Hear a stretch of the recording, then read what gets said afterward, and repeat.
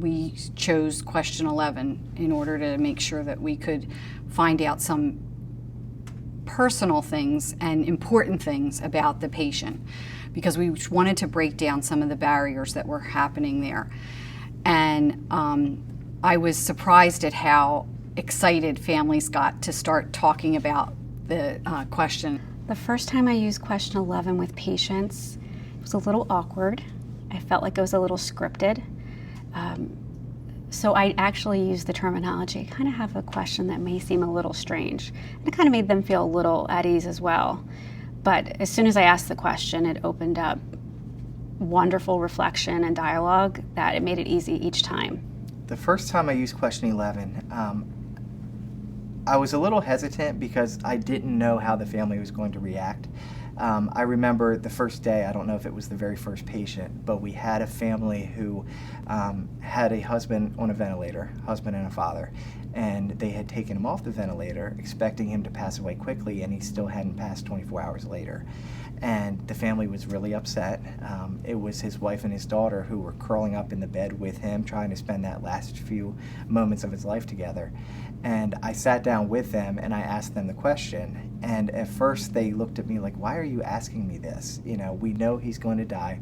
He's on a morphine infusion. His symptoms are well managed. But I said, I really want to get to know him. And I want you all to tell me what he liked and some things that would have made him happy. And they talked about how he rebuilt classic cars. He was a mechanic and that was his hobby. He liked to just put together old cars. And you could see them smiling. And that was probably the first thing that brought them joy in days. Typically what we see is the card is posted by the whiteboard where they would have the assignment for that patient for that day. The nurse, the CNA, my name. And it's nice because right there you have the 3 different things that they would want us to know as their healthcare provider. We always do good hand washing, so we have the hygiene or the sanitizer there, and we just wash our hands and we can read it while we're washing our hands and putting our gloves on. And it really gives us an in when we go to talk to the patient. We know a little bit about them.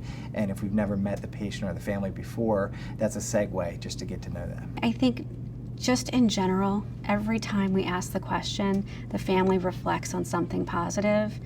You know, whether it be my dad was a great coach. My dad came to every single dance rehearsal that I had, a recital. My mom is resilient. She has the best sense of humor. Just all positive things. Or even things like my mom is difficult. You know, she doesn't communicate well. And then they kind of snicker and they laugh. This is how she is. This is how she's always been. And this is how she is right now. The one that really stands out the most to me, it was a man who was 98 years old. He had lived a great life. He looked like he was about 70. He aged very well. And I wasn't quite sure whether I should ask the patient. I had only done families before, but he was in there by himself. So I said, hey, let me ask you a couple of questions.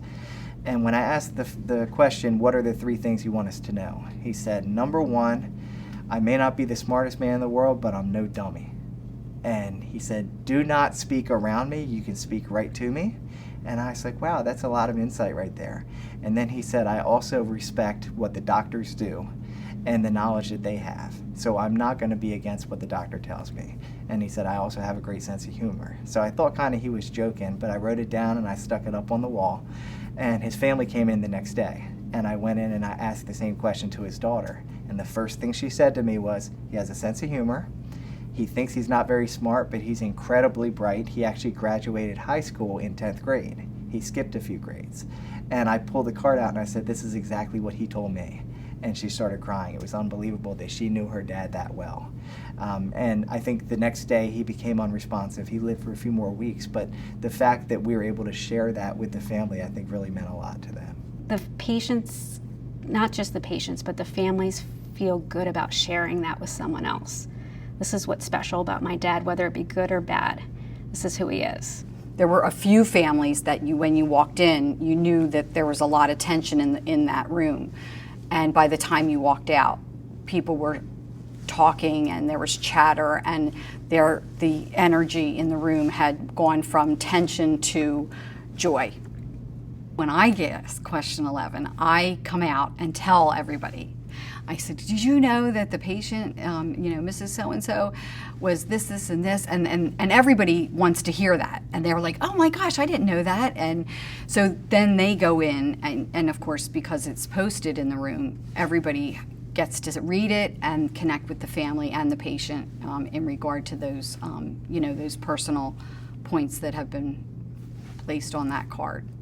And I definitely think that it has created that camaraderie of, and that that kind of information is passed on to, from staff member to staff member, because even if they aren't talking about it, they're seeing it posted in the room.